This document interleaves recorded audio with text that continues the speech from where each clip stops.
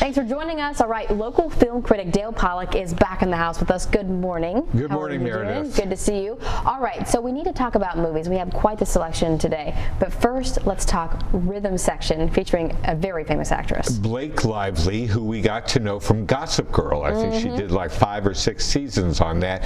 And her film career has pretty much been in grade B movies like The Shallows.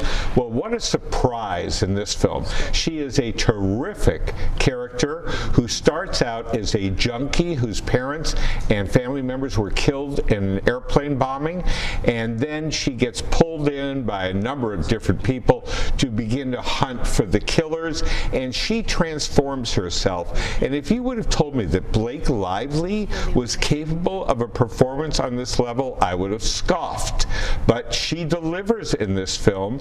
She has a really multi-varied character, a complex individual, and she acts the heck out of it. She really does. All right, I love when Dale gets stunned. That's always a good day. All right, moving on, we got to talk about a movie that a lot of us have heard with the title, but nowhere near what the plot is. We're talking about Les Miserables. Right, this is not the musical, and it's not Victor Hugo's 19th century Paris.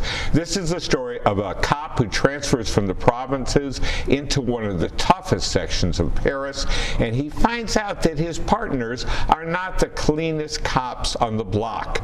And what is he going to do? And this is a really terrific police thriller. We identify with this character because we learn as he learns, and what he learns is really discouraging and disappointing and eventually puts his life in danger.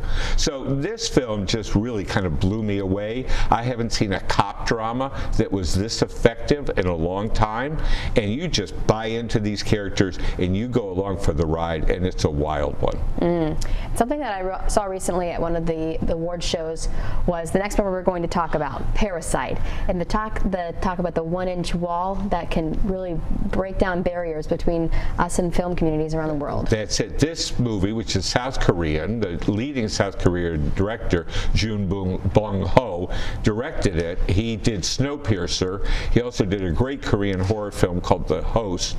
But this is really his masterpiece. It's the story of a group of South Korean family that are con artists, and they con people on every different level, personal, societal, financial, and we so identify with them because all of us knows someone who's a little bit like this family.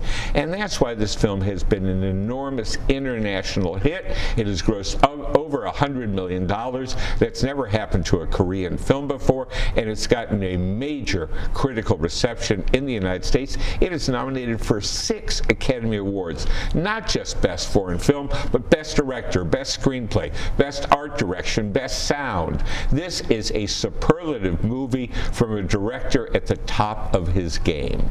I love it. So don't be afraid of those subtitles. You've got to go see these movies. All right, quickly, we got to hear about those popcorn ratings. All right, so Rhythm Section, 3 popcorns on the strength of Blake Lively's performance, which was very good. And then I don't give out 5 popcorns too often. We've got 2 of them this week. Whoa! So these were 2 of my top 5 films of the year. So they're both getting 5 popcorns. Well, we keep it straight and right to the point, Dale. Way to go. That's it. All right, well, thank you so much. I'm eager to see those movies. All right, and 1 week until the Oscars. But if you need more movies and reviews, we've got you covered. Head to Dale's website, DaleMPollack.com.